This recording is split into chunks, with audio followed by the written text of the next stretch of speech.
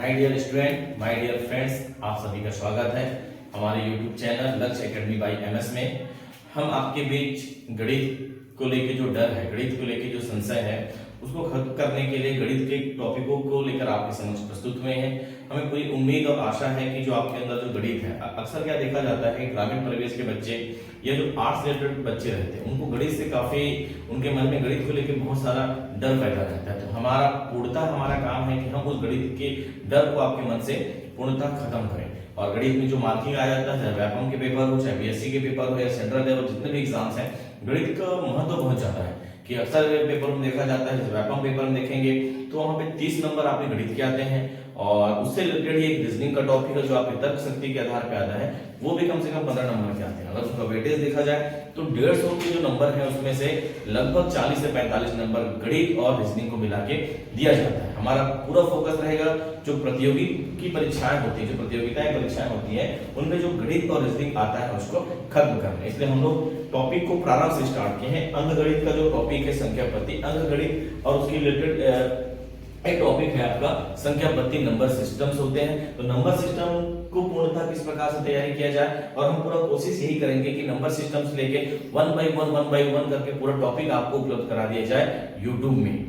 पूर्णतः हमारा जो फोकस रहेगा कॉन्सेप्ट बेस्ड रहेगा। कॉन्सेप्ट के बाद में कोशिश ये करेंगे कि आपका हर टॉपिक आपको एक ट्रिकी भी पता रहे, ताकि आप पेपर के निबंध के आधार पे, पेपर की जो प्रकृति है उसके आधार पे अब आपकी तैयारी हो पाए। तो आपके बीच में हम संख्या पद्धति को लेकर उपस्थित हो रहे हैं। इसी के बाद में इसी चर्चा पे थोड़ा आगे बढ़ाते हैं। तो नंबर जो होता है या नंबर सिस्टम जो होता है, नंबर कहलाता क्या है, नंबर किसको बोला जाता है ना, इसका आविष्कार कैसे हुआ। तो नंबर आपका प्रारंभ होता है 1 से लेकर, अब नंबर को देखेंगे, अंक को देखेंगे तो नंबर प्रारंभ होता है आपके 1 से, 2 से, 3 से, 4, 5, 6, 7, 8 और 9, और इनके बाद आविष्कार हुआ है आपके जीरो का आविष्कार हुआ। इसलिए जीरो की नंबर हमेशा पीछे में आता है। जानते हैं कि जीरो का आविष्कार भारतीयों के द्वारा किया गया है।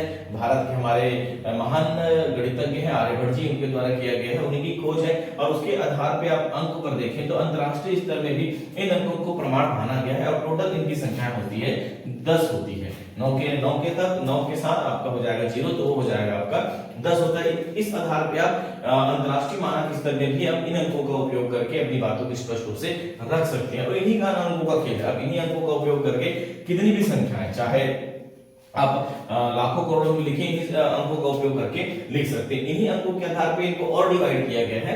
जैसे प्राकृत संख्या और एक होता है पूर्णांक संख्या। तो प्राकृत संख्या क्या होता है, प्राकृत संख्या वे संख्या होती है जिनकी आप गिनती करते हैं। तो गिनती कहां से प्रारंभ होगा, तो गिनती प्रारंभ होगा आपके 1 से, है ना। जब तो हम 1 से देखेंगे तो 1, 2, 3, 4, 5, 6, 7, 8 और यहां तक आप जहां तक जा सके वो कहलाता है आपकी प्राकृत संख्या। मतलब साधारण रूप से देखेंगे तो प्राकृत संख्याएं 1 से प्रारंभ होता है, अनंत तक जाता है, वह संख्या प्राकृत संख्या कहलाती है। अब पूर्णांक संख्या क्या होता है, पूर्णांक संख्याएं आपका 0 है ना।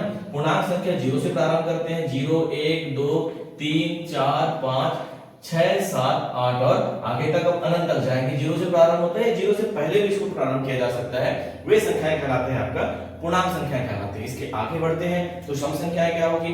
सम संख्या का साधारण सा कॉन्सेप्ट ये कहता है कि वे संख्याएं जो 2 से भाग चली जाती है, वे संख्याएं जो 2 से पूर्णतः भाग चली जाती है, वो संख्या कहलाती है सम संख्या। जैसे 2 है, 4 है, 6 है, 8 है, 10 है, 12 है और आगे आप जहां तक चले वो संख्या क्या कहलाएगी, आपका सम संख्याएं कहलाएगी। विषम संख्या इसके जस्ट उल्टा होता है। विषम संख्या क्या है, वे संख्याएं जो 2 से भाग न जाए और शेष बचे, जैसे कि 3 है, जैसे कि 5 है, जैसे 7 है, 9 है, 11 है और आपका आगे बढ़ते जाएंगे 13 है, 13 के बाद आपका 15। ये संख्याएं, अगर इन संख्याओं को आप भाग करेंगे 2 से, तो इन संख्याओं में एक्स्ट्रा या शेष बचता है आपका 1। ये संख्या कहलाती है विषम संख्या कहलाता है। इससे बढ़कर एक नया कॉन्सेप्ट है आपका भाज्य संख्या और एक है आपका अभाज्य संख्या।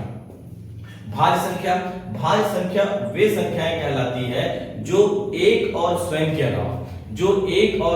अलावा किसी और से भाग चला जाए, वे संख्याएं कहलाएगा भाज्य संख्या। जैसे भाज्य संख्या को देखेंगे तो भाज्य संख्या क्या कहां से प्रारंभ होगा, तो भाज्य संख्या प्रारंभ होता है 4 से। 4 आपका भाज्य संख्या है। क्यों, क्योंकि हमारा कॉन्सेप्ट ये कहता है कि वे संख्याएं जो एक और स्वयं के अलावा किसी और से भाग चला जाए। जैसे 4 को भाग करेंगे तो 4 किस से भाग जाएगा, 4 1 से भाग जाएगा, 2 से जाएगा, 4 से जाएगा, मतलब अन्य संख्याओं से भाग जा रहा है। 4 के बाद अगर आप 6 को भाग करके देखेंगे तो 4 भाग जाएगा, आपका 6 भाग जाएगा, 1 से भाग जाएगा, 2 से भाग जाएगा, 3 से भाग जाएगा और 1 स्वयं 6 से भी भाग चला जाएगा। मतलब ये संख्याएं कहलाता है आपका अभाज्य संख्या, भाज्य संख्याएं कहलाती है। जैसे 6 हो गया, 6 के बाद आपका 8 हो गया, 8 के बाद 9 भी आपका भाज्य संख्या है। 9, क्योंकि अब 9 से पहले अगर 8 को देखा जाए तो 8 किस से भाग जाएगा, 1 से भाग जाएगा, 2 से, 4 से और 8, और उसके बाद 9 को भाग करके देखेंगे तो 9 भाग जाएगा 1 से, 3 से और ये हो जाएगा आपका 9 से। तो 9 को भाज्य में इसलिए रखा गया है क्योंकि 9 आपका 1, 3 और 9 से भाग जाएगा, जबकि भाज्य का कॉन्सेप्ट ये कहता है कि भाज्य का कॉन्सेप्ट कहता है एक और स्वयं के अलावा किसी और से भाग चला जाए वो कहलाता है भाज्य संख्या कहलाता है। उसी प्रकार अभाज्य संख्या है। अभाज्य संख्या को आप समझें तो अभाज्य संख्या प्रारंभ होता है 2 से। क्यों 2 से? क्योंकि 2 भाग जाता है आपका 1 से भी भाग जाएगा, 2 से भी भाग जाएगा। 3 को देखें, ठीक है, तो 3 भाग जाएगा, 1 से भाग जाएगा और स्वयं 3 से भाग जाएगा। अगर आप 5 को देखें तो 5 केवल 1 और 5 से भाग जाएगा। 7 को देखेंगे तो 7 केवल 1 और 7 से भाग जाएगा। और आगे बढ़ते चलते हैं तो 11 हो जाएगा, तो 11 किससे भाग जाएगा, 11 भाग जाएगा आपका 1 से और आपका 11 से। 11 के बाद अगर 13 को देखा जाए तो 13 केवल 1 से और 13 से भाग जाएगा। मतलब ये कि अभाज्य संख्या प्रारंभ होता है 2 से, 2 के बाद आएगा 3, 3 के बाद आएगा 5, 5 के बाद आएगा 7, 7 के बाद आपका 11, 11 के बाद आपका 13, 15 नहीं है, 16 नहीं है, 17, 17 भाग चल नहीं जाएगा, 17 और उसके बाद आपका 19, और इस प्रकार से आगे बढ़ते जाएंगे। जो संख्या एक और स्वयं के अलावा किसी और से भाग नहीं जाता वो क्या कहलाता है, अभाज्य संख्या कहलाता है। ये चारों का आपका कॉन्सेप्ट है। मुझे उम्मीद है कि ये कॉन्सेप्ट आप समझ पाए होंगे। सबसे इंपॉर्टेंट है भाज्य संख्याएं और ये होगा आपका अभाज्य संख्या। कभी-कभी प्रश्नों में अक्सर ये पूछा जाता है 1 से 50 तक की संख्याओं में अभाज्य संख्या कितना है और 1 से 100 तक की संख्याओं में अभाज्य संख्या कितना है। तो अगर आपको इसे याद रखना है तो 1 से लेकर 50 तक, 1 से अंक 50 तक जो अभाज्य संख्या है इनकी संख्या के बारे में सीधे प्रश्न आते हैं। 1 से 50 तक की अभाज्य संख्या कितने हैं, तो वो टोटल आपके 15 है, वो टोटल आपके 15 है। और 1 से लेकर 100 तक कुल संख्याएं कितनी है, कौन सा अभाज्य है, इनकी संख्याएं कितनी है ये पूछा जाता है। ये टोटल मिला के आपके 25 हो जाते हैं। 1 से 50 तक के आपके हो जाएंगे 15 और 1 से 50 तक के हो जाते हैं 25। ये कई बार पूछा गया है कि अभाज्य संख्या 1 से लेकर 50 तक को की संख्याएं कितनी है, तो वो टोटल आपके 15 हो जाते हैं।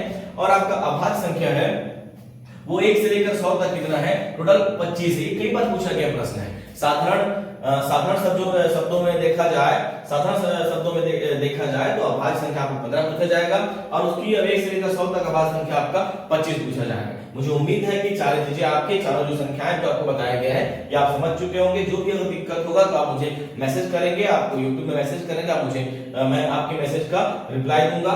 और मुझे उम्मीद है कि हम आपके जो गणित में जो डर है आपके मन में धीरे करके हम उस डर को आपका खत्म करने का प्रयास करेंगे।